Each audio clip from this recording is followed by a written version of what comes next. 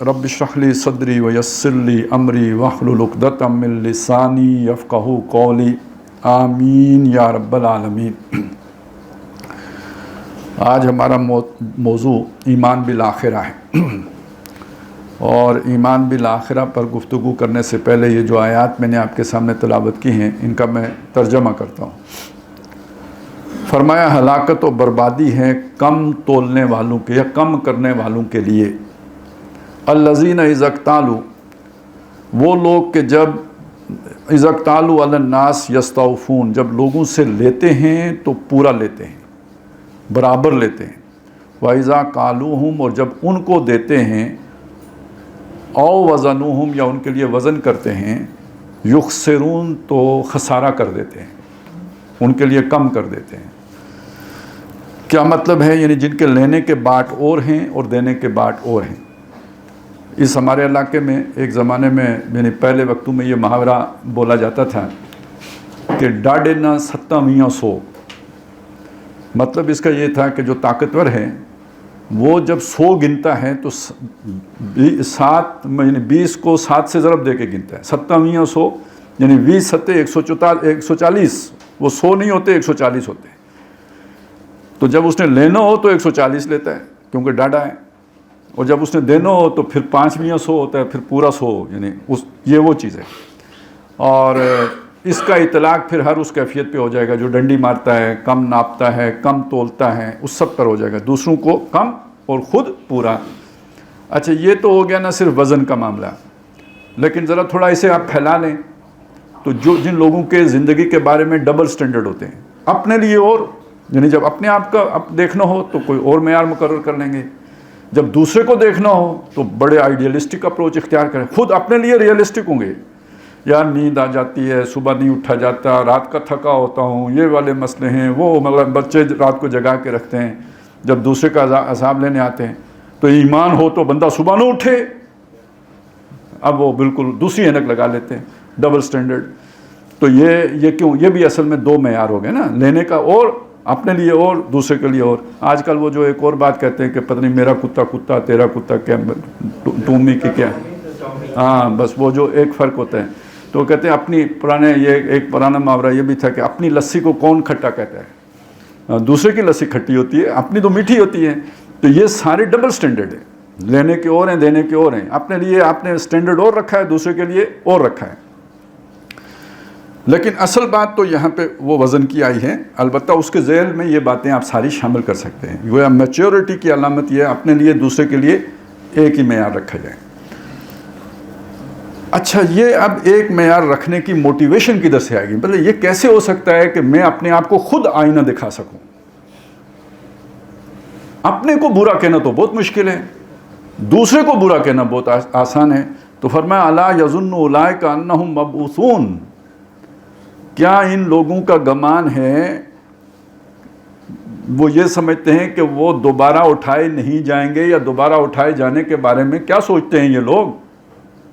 उलाइका अन्नहुम मबऊसून, यानी इनका क्या ये गमान नहीं है कि ये उठाए जाएंगे? अब क्या बात कही? खुद आईना देखो, नहीं तो आईना दिखाया जाएगा, और वहाँ आपके सामने दूसरे का आईना तो नहीं रखा जाएगा, आपको आईना दिखाया जाएगा, आपकी अपनी सूरत आएगी, दूसरे की नहीं आएगी। अब ये वो बात है, हासिबू अनफुसकुम कबला अन तुहासबू, उससे पहले कि तुम्हारा हिसाब लिया जाए अपना हिसाब खुद लो।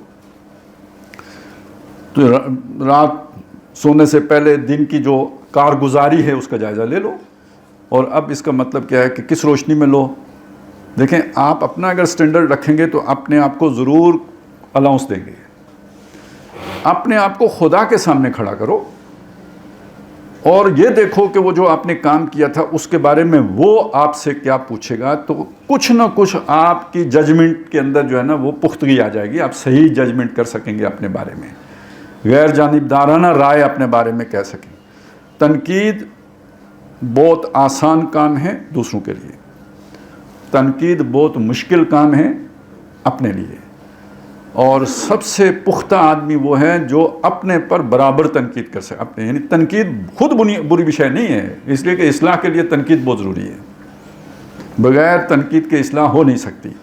لیکن سب سے مشکل کام یہ ہے کہ آدمی اپنے آپ کو تنقیدی نظر سے دیکھنے سے قاصر رہتا ہے. تو اپنے اندر تنقیدی نظر پیدا کیا چیز کرے گی کہ دوبارہ اٹھ کے اللہ کے سامنے پیش ہونا ہے اور اس نے میرا جائزہ لینا ہے. اس کے جائزہ لینے سے پہلے میں اپنا جائزہ خود لے لوں کہ جب اس معاملے میں میں اس کے سامنے پیش ہوں گا تو کیا سوال ہو سکتا ہے. الا یظن اولئک انہم مبعوثون لیوم عظیم، جو بڑا دن ہے اس دن وہ اٹھائے جائیں گے. یوم یقوم الناس لرب العالمین، جس دن تمام انسان سارے جہانوں کے رب کے سامنے کھڑے ہوں گے. اب یہاں رب کس معنی میں آیا ہے؟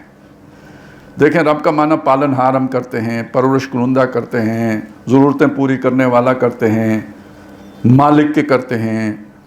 یہاں محاسبہ کرنے والے کے معنی میں آ رہا ہے نا، یعنی وہ مالک کہ جس نے جو نعمتیں دی ہیں ان کا حساب لے گا. اب یہ یہاں ایک محاسب کے طور پر رب کا، یعنی وہ جس کا اختیار ہے، اقتدار ہے، وہ جس کی اتھارٹی ہے، جس کے قابو میں ہو تم سب. تو یہاں رب اس ماسٹر کے معنی میں آیا ہے جو حساب لینے کی قدرت رکھتا ہے. اس کے سامنے کھڑے ہوں گے. کلا، ہرگز نہیں. یہاں کیا مطلب ہے ہرگز نہیں؟ یعنی جو لوگ یہ سمجھتے ہیں کہ دوبارہ اٹھائے نہیں جائیں گے، جو لوگ یہ سمجھتے ہیں کہ جو مرضی کرتے پھریں ان کا حساب نہیں ہوگا، تو ان کی یہ سوچ ٹھیک نہیں ہے. ان کتاب الفجار لفی سجین، یہ جو فجار ہیں، فجار، اب یہ دیکھیے ہم فاجر کہتے ہیں، گناہگار ترجمہ کر لیتے ہیں اس کا. بعض مترجمین نے ڈھیٹ ترجمہ کیا اس کا. ڈھیٹ کون ہوتا ہے؟ جسے ہم کہتے ہیں بے شرم آدمی. تو فاجر اصل میں ڈھیٹ کے قریب کیوں ہے؟ جس کو شرم نہیں رہتی. اچھا، اس کا پھٹنے کے ساتھ کیا معنی ہے؟ بے شرم آدمی وہ ہے، یعنی ایک حیا کی چادر ہے جو اللہ تعالیٰ نے انسان کو عطا کی ہے. وہ چادر جب پھٹ جاتی ہے تو بندہ بے شرم ہو جاتا ہے. تو گویا جس نے اپنی حیا کی چادر اتار دی یا جس کی حیا کی چادر پھٹ گئی، اب جس کے اندر حیا ہوگی وہ معتاد آدمی ہوگا، وہ اپنا محاسبہ کرے گا، وہ کہے گا لوگ کیا کہیں گے، اللہ کیا کہے گا. یعنی وہ اپنا جائزہ تین اعتبارات سے لے گا. خود سوچے گا میں کیا کر رہا ہوں، لوگ اس بارے میں کیا کہیں گے، اور جب اللہ کے سامنے کھڑا ہوں گا تو وہ کیا کہے گا. اب یہ آدمی ایک کنٹرول کے اندر ہے، لگام اس کو پڑی ہوئی ہے. اس کے مقابلے میں ایک دوسرا آدمی ہے جس کو یہ فکر ہی نہیں کہ اللہ کیا کہے گا مجھے، جس کو یہ فکر ہی نہیں کہ لوگ اس عمل کے نتیجے میں مجھے کیا کہیں گے، اچھا کہیں گے برا کہیں گے، اس کی کوئی پرواہ اسے نہیں، مستغنی ہے اس بات سے. تو وہ کیوں اپنے اندر جھانکے گا؟ اسے کیا پڑی ہے؟ اس کے لیے قوت محرکہ کیا ہوگی کہ وہ اپنے بارے میں سوچے کہ میں ٹھیک ہوں کہ غلط ہوں. اب یہ بندہ بے شرم اور ڈھیٹ بن جائے گا. اسے تو کسی تبصرے کی کوئی فکر ہی نہیں ہے نا کہ لوگ کیا کہیں گے. یہ ڈھیٹ ہے، یہ فجار ہیں، بے شرم، جنہوں نے حیا کی چادر اتار دی. یا جسے کہا گیا کہ تم جو ہے نا حیا چھوڑ دو، پھر جو مرضی کرو، کیونکہ حیا ہی وہ بریک ہے جو آپ کو غلط کاری سے روکے گی. وہ جب چھوڑ دی، حیا کی چادر اتر گئی، تو پھر اب کوئی چیز باقی نہیں رہی. تو یہ جو بے شرم لوگ ہوں گے، ڈھیٹ لوگ ہوں گے، بے حیا لوگ ہوں گے، یعنی گناہگار لوگ ہوں گے، یہ وہ لوگ ہوں گے جو قید خانے میں ہوں گے، سجین میں ہوں گے، قید خانے میں ہوں گے. اب جس طرح بات آ رہی ہے اس میں آپ یہ بھی کہہ سکتے ہیں دوزخ کی بات ہو رہی ہے، لیکن روایات سے پتہ چلتا ہے یہ دوزخ سے پہلے بھی ایک قید خانے کی کیفیت ہے عالم برزخ میں. یہاں سے جب مرتے ہیں تو ارواح انسانیہ کو، جو برے لوگ ہوتے ہیں ان کی روحوں کو ایک قید خانے میں رکھ دیا جاتا ہے. وما ادراک ما سجین، اور تمہیں کیا معلوم کہ یہ سجین کیا چیز ہے؟ کتاب مرقوم، یہ لکھا ہوا ایک دفتر ہے، یعنی ریکارڈ روم ہے. وہ جیسے نہیں مال خانہ ہوتا ہے جس میں ساری زمینوں کا ریکارڈ ہوتا ہے، تو یہ روح خانہ ہے جس میں تمام ارواح کا ریکارڈ ہے. تو اسی میں وہ قید ہیں. یعنی ظاہر ہے اگر آپ یہاں روح کو ذرا چلیں بات سمجھانے کے لیے، یہ کوئی مطلب میں وہ مثال دے رہا ہوں، تشبیہ نہ سمجھ لیجئے، کہ جیسے ایک آپ کے پاس جو ہوتی ہے نا کوئی چپ ہے جس کے اندر کوئی پورا ریکارڈ ہے، تو وہ ساری ایک جگہ پہ آپ نے رکھی ہوئی ہیں، نمبر لگا کے نمبرنگ کی ہوئی ہے، کوڈ لگے ہوئے ہیں، یہ فلانے کی ہے فلانے کی ہے. تو وہ ایک پورا ریکارڈ روم بن جائے گا نا جس کے اندر آپ نے یہ سب، تو بس یوں سمجھ لیجئے چلیں. تو یہ ارواح کا ایک قید خانہ ہے، یعنی ارواح کا ایک دفتر خانہ ہے، یعنی ان کا ایک ریکارڈ روم ہے. ویل یومئذ للمکذبین، یہ جو دن جب آئے گا کہ جب یہ سارا ریکارڈ ظاہر ہوگا، اس دن ہلاکت ہے اور بربادی ہے ان لوگوں کے لیے کہ جو جھٹلانے والے ہیں. کس کو جھٹلانے والے ہیں؟ آگے آ جائے گا. ابھی بس یہ سمجھ لیجئے جھٹلانے کا مطلب کیا ہوتا ہے؟ کسی چیز کو رد کرنے کے لیے دلائل پیش کرنا. ایک ہوتا ہے انکار کرنا، کفر کرنا، یہ ایک بات ہے، میں نہیں مانتا بس. ایک ہوتا ہے جو آپ نے کہا یہ اس وجہ سے غلط ہے، اس وجہ سے غلط ہے، اس وجہ سے غلط ہے، ثابت کرنے کی کوشش کرنا کہ آپ کی بات غلط ہے. یہ نہیں ہو سکتی. تو یہ تکذیب ہے، جھٹلانا باقاعدہ، یعنی اس کو غلط ثابت کرنا اپنے جو بھی زوم ہے اس کے مطابق. آگے اس کی وضاحت آئی ہے کون جھٹلانے والے. الذین یکذبون بیوم الدین، وہ جو جھٹلاتے ہیں بدلے کے دن کو. ابھی اس کو نوٹ کریں، میں بعد میں اس کی طرف آؤں گا، بس ابھی آپ یہ دیکھیں یہ جھٹلانے والے کون ہیں. یہ جھٹلانے والے وہ ہیں کہ جو بدلے کے دن کو جھٹلاتے ہیں. اچھا اب اسے پیچھے جوڑیں، یعنی آپ چاہتے ہیں کہ آپ کے اندر وہ نگاہ پیدا ہو جائے جو آپ اپنا ناقدانہ جائزہ لے سکے. آپ انٹروسپیکشن کر سکیں، دروم بھی نہیں کر سکے، اپنے اندر ڈوب سکیں، اپنے من میں ڈوب کے پا جا سراغ زندگی میرا نہیں بنتا نہ بن اپنا تو بن، اپنا بن سکیں، اپنے اندر جھانک سکیں، اپنی اصل کو پہچان سکیں. تو اس کے راستے میں وہ کون لوگ ہیں جو یہ نہیں کر سکتے؟ جو بدلے کے دن کو جھٹلاتے ہیں. الذین یکذبون بالدین، جو بدلے کے دن کو جھٹلاتے ہیں. وما یکذب بہ، اس بدلے کے دن کو نہیں جھٹلاتے، نہیں جھٹلاتا الا کل معتد اثیم، مگر وہ جھٹلاتا ہے جو حد سے نکلا ہوا ہے، حدود کراس کر جانے والا، اور اسیم گناہگار، یعنی اپنی مرضی کی زندگی گزارنے والا، جو اپنے اوپر کوئی قدغن برداشت کرنے کے لیے تیار نہیں ہے، کوئی پابندی برداشت کرنے کے لیے تیار نہیں ہے. آج کل کیا کہتے ہیں اس کو؟ نہیں مجھے پسند نہیں آیا بولڈ، نہیں بھی پسند آیا، مطلب لفظ بہت اچھا ہے روشن خیالی. کیا ہے جی؟ میرا جسم کسی کی پابندی کیوں گوارا کریں؟ ماں باپ کون ہوتے ہیں؟ خاوند کون ہوتا ہے؟ تو اصل میں بات کیا ہے یار؟ اس کو تھوڑا سا ڈی کوڈ تو کریں. وَلِمَنْ خَافَ مَقَامَ رَبِّهِ، اور جس نے اپنے جو ڈرا، خوف رکھا اس نے کہ وہ اپنے رب کے سامنے کھڑا ہوگا، جنتان، ان لوگوں کے لیے جنتیں ہیں. وَأَمَّا مَنْ خَافَ مَقَامَ رَبِّهِ وَنَهَى النَّفْسَ عَنِ الْهَوَىٰ، اور جو اپنے رب کے سامنے کھڑے ہونے سے ڈرا اور اپنے نفس کو خواہش کرنے سے روکا. من موجی، من مرضی کی زندگی نہیں بسر کی، بلکہ من نے جو کہا اس کو کنٹرول کیا، اس کو لگام دی. وَنَهَى النَّفْسَ عَنِ الْهَوَىٰ فَإِنَّ الْجَنَّةَ هِيَ الْمَأْوَىٰ، تو جنت اس کا ٹھکانہ ہے. تو اب اس کا مطلب ہے کہ وہ جو تقویٰ کی فورس ہے یا طاقت ہے وہ آپ کو ملتی ہے ایمان بالآخرہ سے. چنانچہ سورہ بقرہ جو یہ مدنی صورت ہے لیکن قرآن میں سب سے پہلی تو سورہ فاتحہ، اس کے بعد سورہ بقرہ ہے. اس کے شروع میں جو ایمان کا ذکر ہے، یؤمنون بالغیب ویقیمون الصلاۃ ومما رزقناہم ینفقون، اور والذین یؤمنون بما انزل الیک وما انزل من قبلک وبالآخرۃ ہم یوقنون.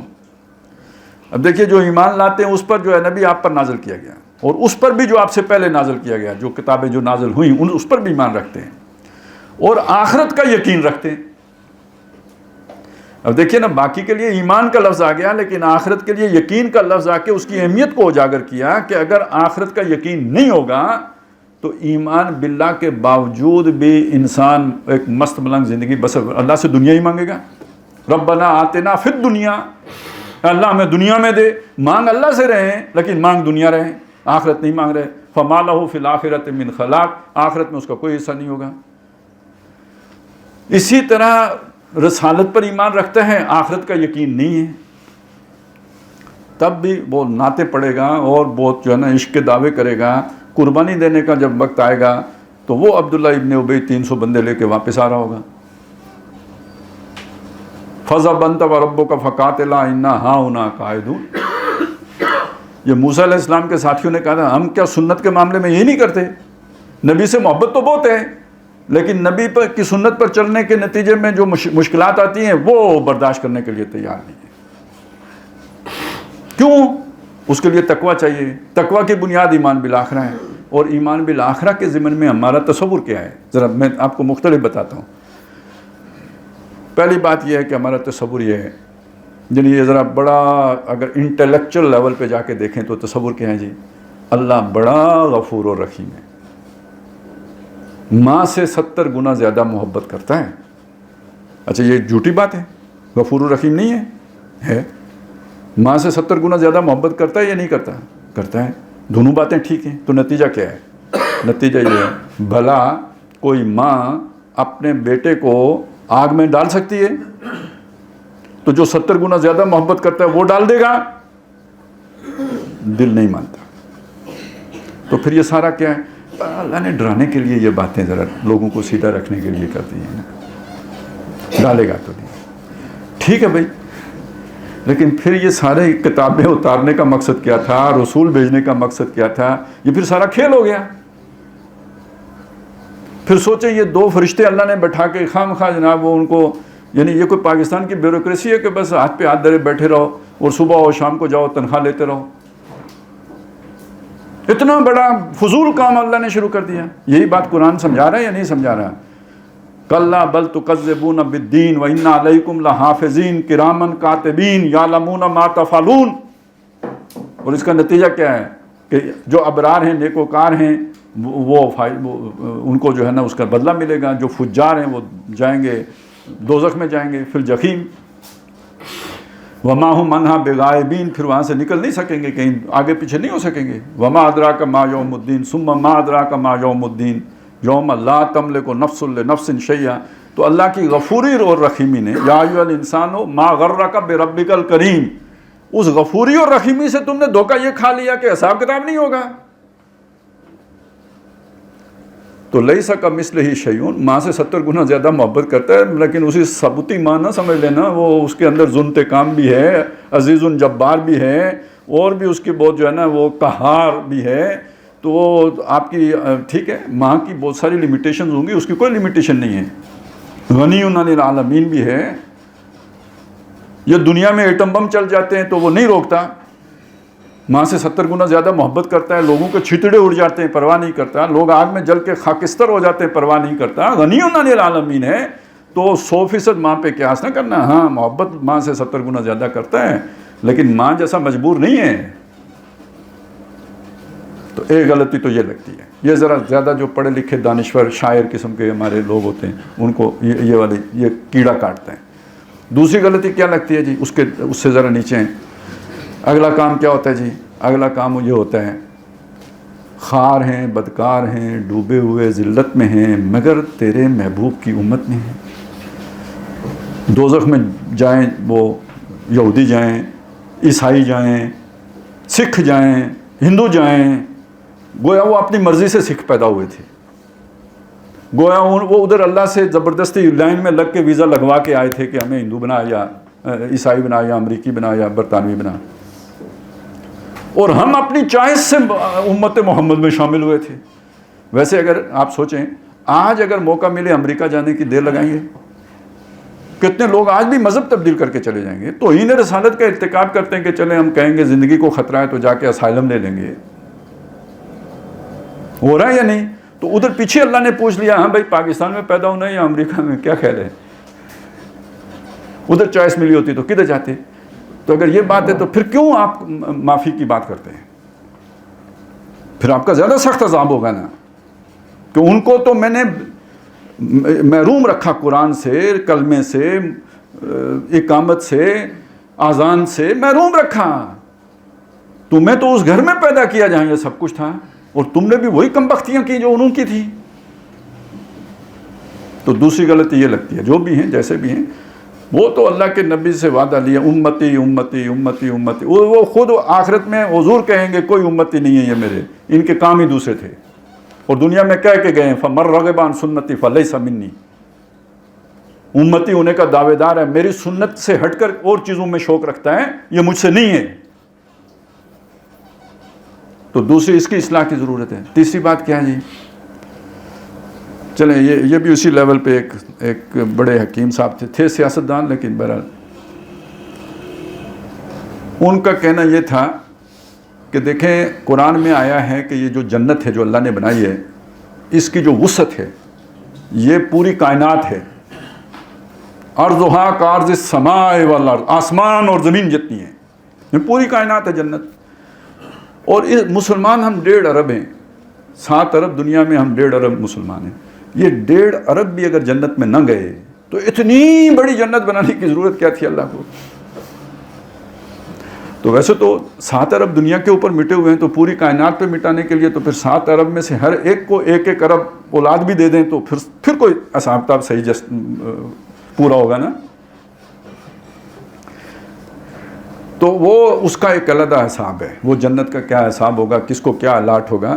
ایک روایت میں آتا ہے جو سزائیں بھگت کے نا سب سے آخر میں جنت میں جائے گا، سب سے آخری آدمی جو دوزخ سے نکل کر جنت میں جائے گا، اس کو بھی اتنا ملے. اس جو دنیا ہے نا، اس سے 70 گنا ہے یا 10 گنا ہے، مجھے اب یاد نہیں رہا، اس سے زیادہ اس ایک کو ملے گا جو سب سے آخر میں دوزخ سے نکل کے جائے گا. تو السابقون کو کیا ملے گا، اور اصحاب الیمین کو کیا ملے گا؟ یہ تو بہت بات کی شے ہے نا جو اب آیا ہے.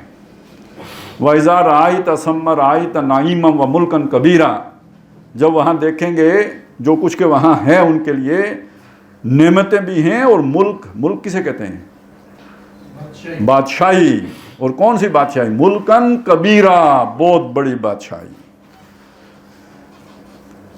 بہت بڑی بڑی بادشاہیاں ہر ایک آدمی کی ہوں گی.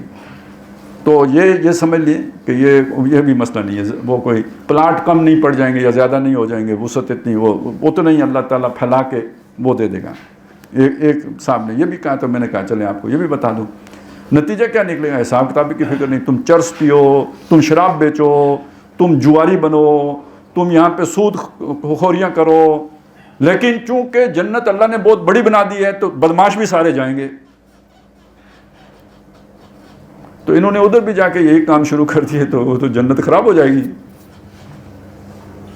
تو جنت یہ سمجھ لیں جیسے ہم دنیا میں آئے ہیں نا، تو پتہ نہیں کتنے ملین وہ ہوتے ہیں جو نا جو ایک عمل تولید کے نتیجے میں وہ جراثیم خارج ہوتے ہیں، ایک سروائیو کرتا ہے، باقی سب ڈرین کر جاتے ہیں، ختم ہو جاتے ہیں.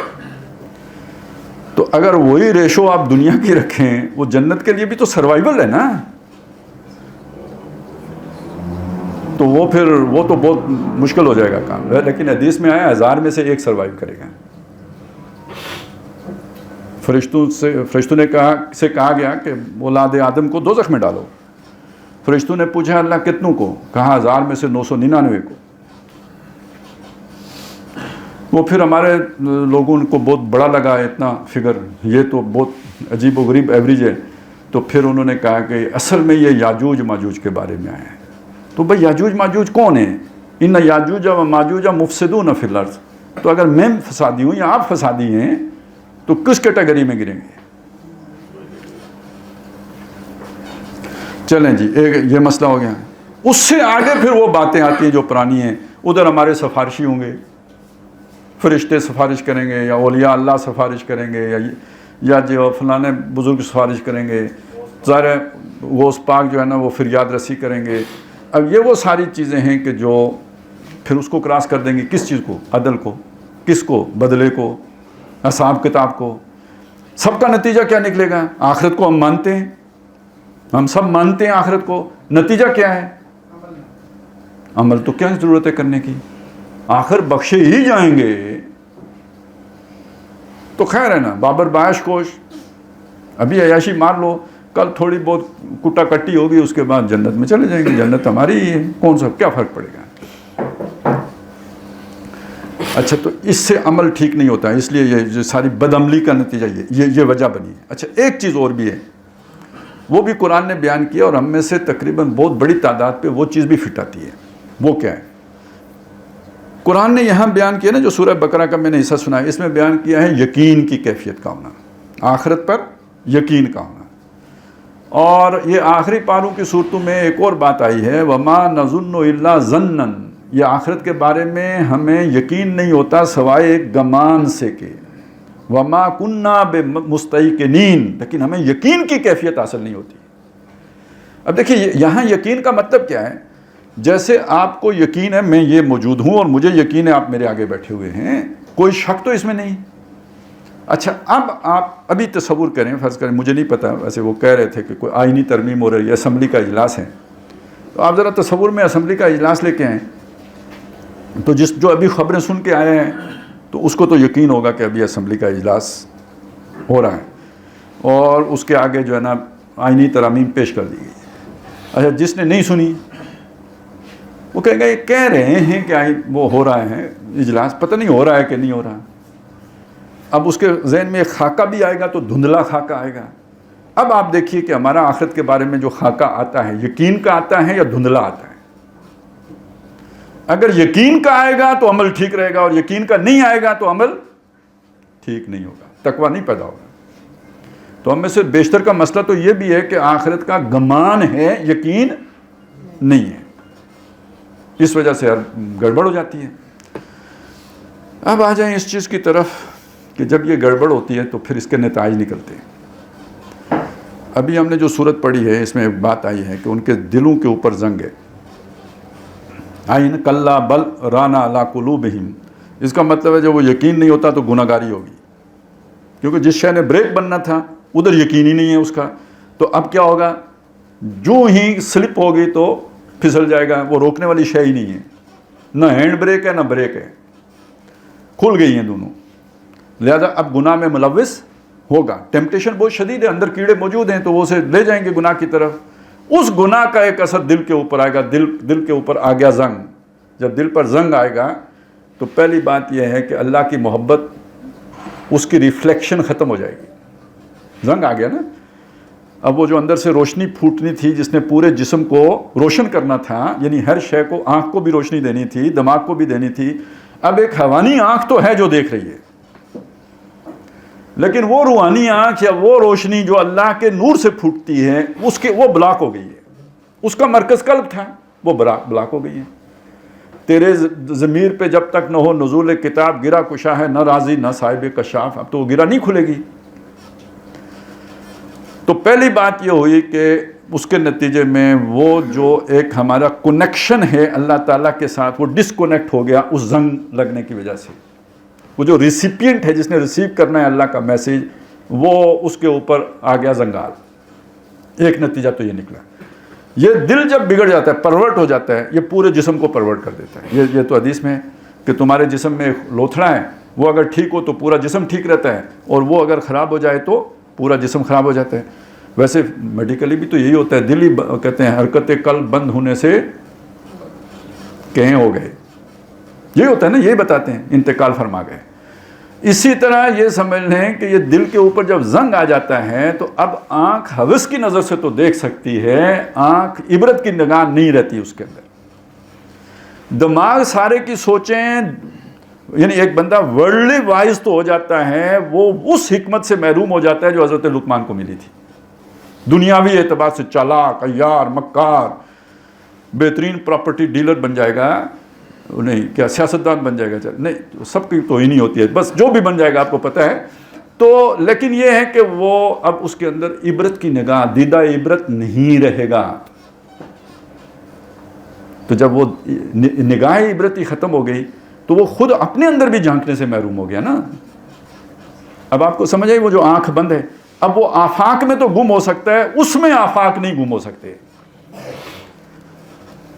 یہ نقطہ نظر کا فرق آ گیا نا۔ اب وہ ایک دنیا کی محبتوں کا گرفتار بن گیا۔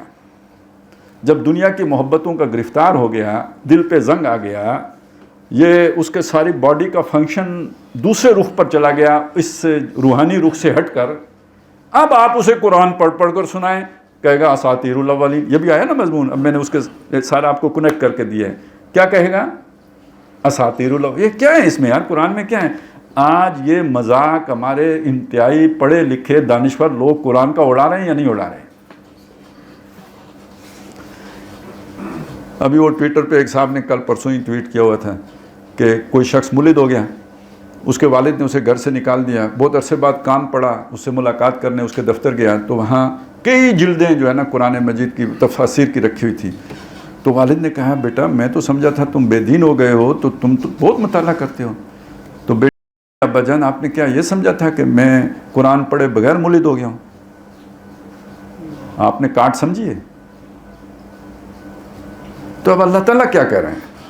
وہ کب کہہ رہا ہے جو قرآن پڑھے گا وہ بالکل ٹھیک ہو جائے گا؟ وہ کہتا ہے یضل بہ کثیرا و یہدی بہ کثیرا، اس سے بہت سوں کو ہدایت دیتے ہیں، بہت سوں کو گمراہ کرتے ہیں۔ وما یضل بہ الا الفاسقین، نہیں گمراہ کرتے مگر فاسق۔ یہ فاسق کون ہے؟ یہ وہی فجار ہے نا، من مرضی کی زندگی بسر کرنے۔ الذین ینقضون عہد اللہ من بعد میثاقہ ویقطعون ما امر اللہ بہ ان یوصل ویفسدون فی الارض، جو زمین میں فساد، ان کو گمراہ کرتا ہے قرآن، ان کو ہدایت نہیں دیتا۔ یہ کون لوگ ہیں؟ اس کے ساتھ اب جوڑیں، یہ مضمون قرآن مجید میں جا بجا ہے کہ قرآن مجید گمراہوں کی گمراہی میں اضافہ کرتا ہے اور ہدایت والوں کو ہدایت میں اضافہ کرتا ہے، ان کی دشمنی میں اضافہ کرتا ہے، اللہ کی دشمنی، رسول کی دشمنی، جوں جوں اترتا جاتا ہے ان کا غضب بڑھتا جاتا ہے۔ وجہ کیا ہے؟ وہ قرآن کا وہ مفہوم جو اصلی ہے ان کے اندر اترتا ہی نہیں۔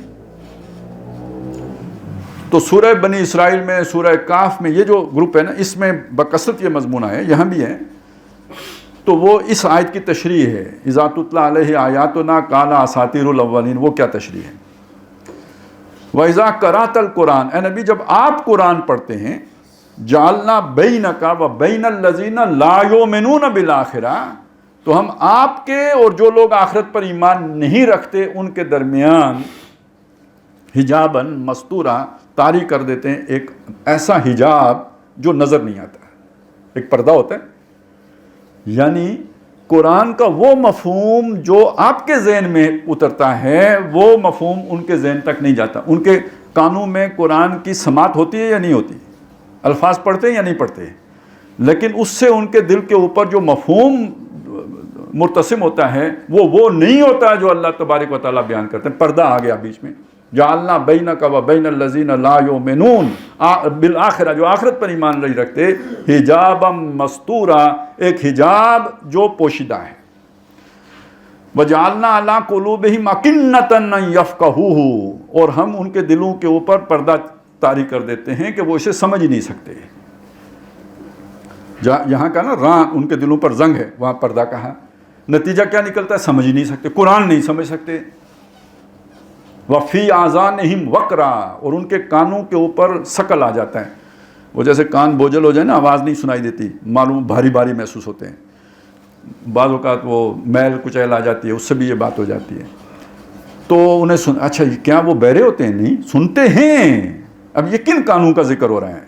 یہ وہ جو دل کے ساتھ جڑ کے کانوں کا جو فنکشن بنتا ہے نا، وہ کان بہرے ہو جاتے ہیں، وہ آنکھوں کے اوپر پردہ آ جاتا ہے، دل کے اوپر زنگ آ جاتے ہیں۔ وجہ کیا بنتی ہے؟ لا یؤمنون بالآخرہ، آخرت پر ایمان نہ رکھنے کے نتیجے۔ اب یہ بات کا لمبی ہوتی چلی جائے گی، میں اب اسے لے کے آتا ہوں مختصر، مطلب کنکلوژن کی طرف آتے ہیں۔ تو اصل بات کیا ہوئی کہ دیکھیں، کسی بھی معاشرے کی اصلاح کے لیے سب سے پہلے تطہیر افکار کی ضرورت پیش آتی ہے، یعنی ان کے سوچ کو، فکر کو ٹھیک کرنا۔ بلکہ یہ سوچ و فکر ہی سے ایک بات چلیں، یہ بھی سمجھ لیتے ہیں۔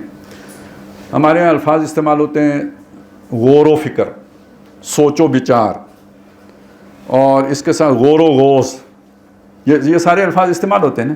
عام طور پر اس کا مطلب یہی ہم کرتے ہیں کہ جو ایک وہ جیسے علامہ اقبال جیسے بیٹھے ہوتے ہیں نا، اس یہی سمجھ میں آتا ہے اس سے، لیکن ان میں تھوڑا تھوڑا فرق ہے۔ دیکھیں، فکر پریشانی کو نہیں کہتے، فکر کہتے ہیں اس سوچ کو جو مربوط اور منضبط ہو۔ تو غور کریں یعنی کسی کے اندر گہرائی میں اتر کر اسے سمجھیں، اس کا تجزیہ کریں۔ فکر کریں، اس کے اجزاء کو ملا کر اس کا ایک نظام فکر بنائیں۔ یہ یہاں فکر تھاٹ کے معنی میں ہے، کنسرن کے معنی میں نہیں ہے، کوئی پریشانی کے معنی میں نہیں ہے، بلکہ وہ جو ہے نا ایک مضبوط اور مربوط اور منضبط سوچ کے بارے میں ہے۔ اب سوچ و بچار یہی معنی دے گا، یہ جو غور و فکر معنی دے رہا ہے، سوچ و بچار کا بھی یہی معنی بنے گا۔ غور و فکر، سوچ و بچار ایک ہے، لیکن غور و غوث، اس کے مثبت معنی بھی ہیں، منفی معنی بھی ہیں۔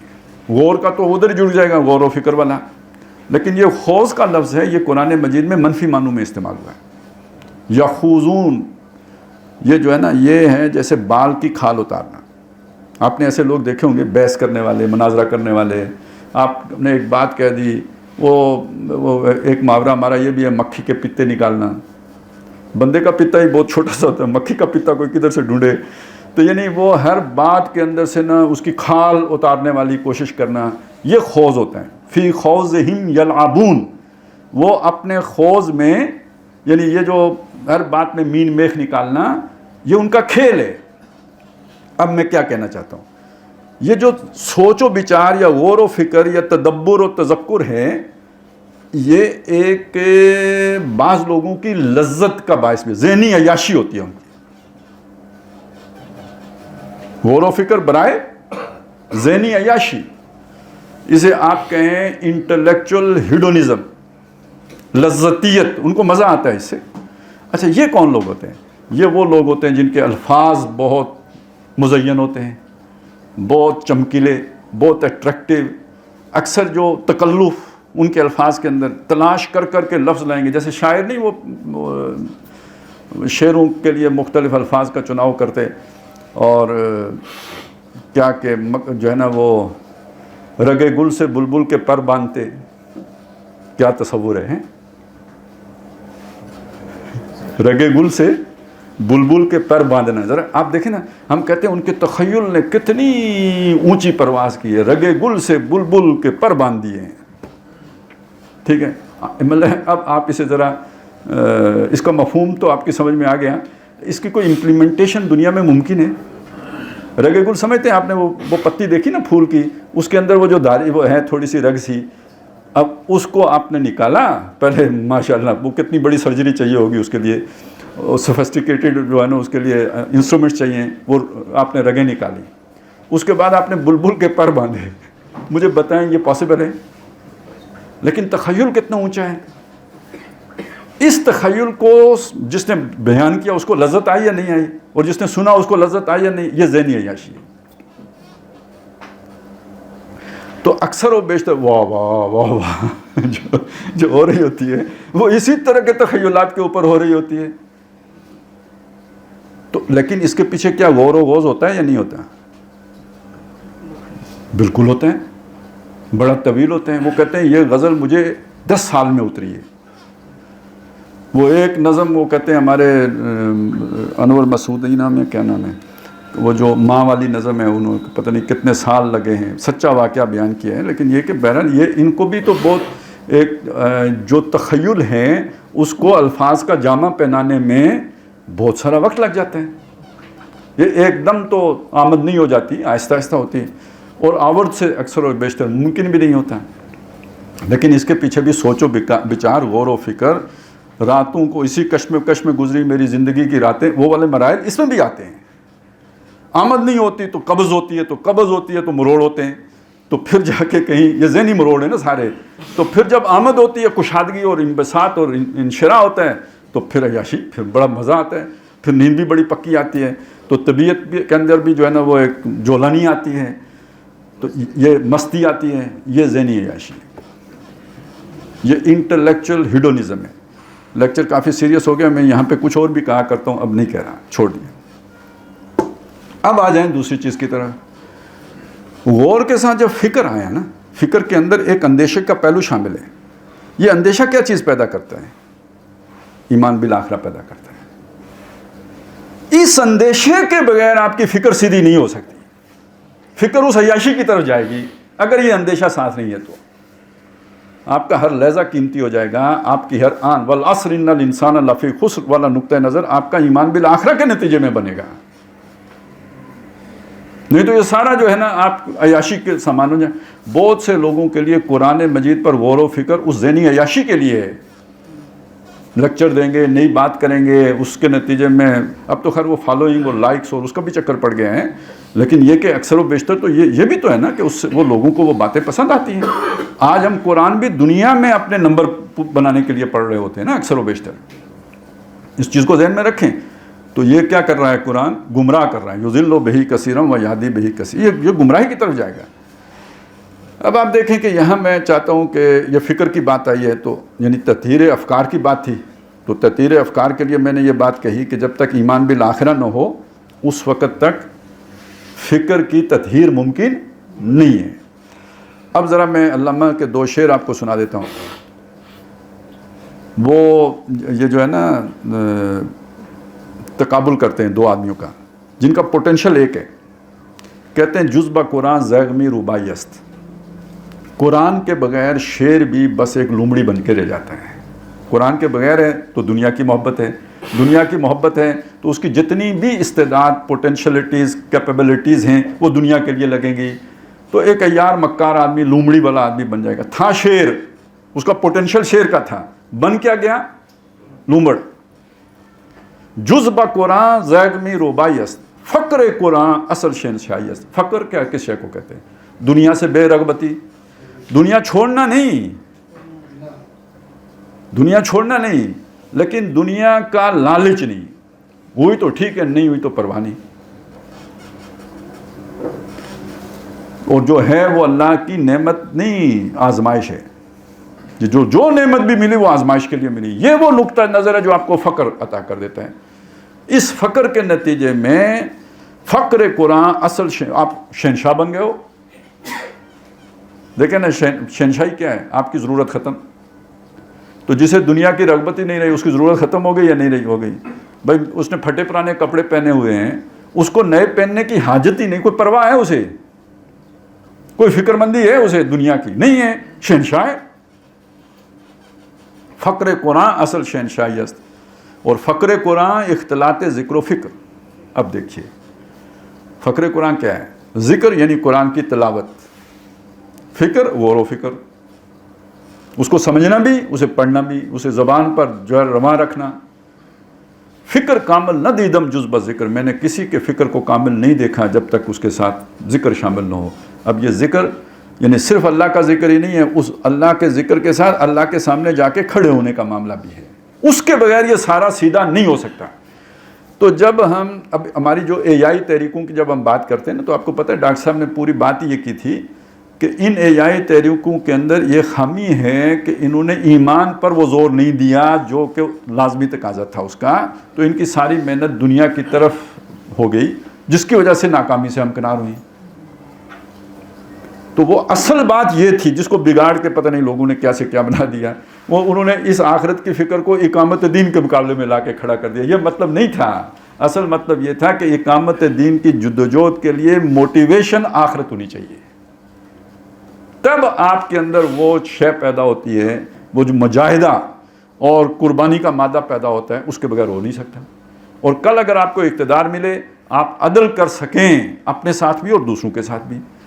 اب وہ جو ڈبل سٹینڈرڈ سے بات چلائی تھی نا ہم نے, تو جو آدمی اپنے بارے میں صحیح رائے قائم نہیں کر سکتا اپنی اس شارٹ کمنگ کی وجہ سے, تو کل اگر اپنی ماں کے خلاف اسے گواہی دینی پڑ جائے, باپ کے خلاف دینی پڑ جائے, یا عدل کرنا پڑ جائے, وہ جج ہو اور اسے فیصلہ کرنا پڑ جائے, ایک طرف اس کا قریبی رشتہ دار ہو اور دوسری طرف کوئی اجنبی ہو, یا ایک طرف مسلمان ہو اور دوسری طرف یہودی ہو, حکم اسے اللہ کی طرف سے عدل کرنے کا ہے, موٹیویٹنگ فورس کہاں سے لے کے آئے گا کہ وہ حق سچ کو دیکھ سکے؟ پہلے تو دیکھے گا تو پھر عدل کا فیصلہ کرے گا نا. وہ دیکھنے کے لیے جو نگاہ چاہیے وہ تقویٰ دیتا ہے, اس کے بغیر نہیں پیدا ہو سکتی. اور وہ تقویٰ پیدا ہوتا ہے ایمان بالآخرہ کے نتیجے میں. اور آخری بات یہ سمجھ لیجئے, جب تک یہ نگاہ نہ پیدا ہو جائے, یہ تقویٰ نہ پیدا ہو جائے, یعنی اس کی ضمانت اللہ تعالیٰ جب تک نہ بندے کے عمل سے حاصل کر لے, اس وقت تک اللہ تعالیٰ اس جماعت کو اپنی نصرت نہیں عطا کرتا. چھانٹی جو ہے نا, فَلَا يَعْلَمَنَّ اللَّهُ الَّذِينَ صَدَقُوا وَلَا يَعْلَمَنَّ الْكَاذِبِينَ. وہ کیا چھانٹی ہے؟ وہ یہی تو چھانٹی ہے. اب یہ بندے پوری طرح میرے ہو گئے یا نہیں ہو گئے؟ ہو گئے ہیں. اب ان کی مدد کرو, یہ دنیا میں عدل قائم کریں گے, فساد نہیں کریں گے. نہیں ہوئے تو یہ وہ یاجوج ماجوج والا فساد کریں گے. اختیار ملے گا, اقتدار نہیں کہتے ہیں جب کسی کو اقتدار ملتا ہے تو پہچانا جاتا ہے, وہ کھرا ہے یا کھوٹا ہے, اقتدار ملنے سے پہچانا جاتے ہیں. تو اگر وہ کھوٹے ہیں اللہ جانتا ہے تو ان کو اقتدار دے دے تو وہ ساری کھوٹ کا نتیجہ اسلام کی بدنامی کی صورت میں نکلے گا, نہیں دے گا اللہ. تو یہ ہے جی اس ایمان بالآخرہ کی اہمیت. پوری سوچ اور فکر کا درست ہونے کا انحصار, عمل کے درست ہونے کا انحصار اور اللہ کی نصرت کا انحصار اس بات پر ہے کہ ایمان بالآخرہ یقین کی صورت اختیار کر لے. بارک اللہ لی و لکم فی القرآن العظیم و نفعنی و ایاکم بالآیات و ذکر الحکیم.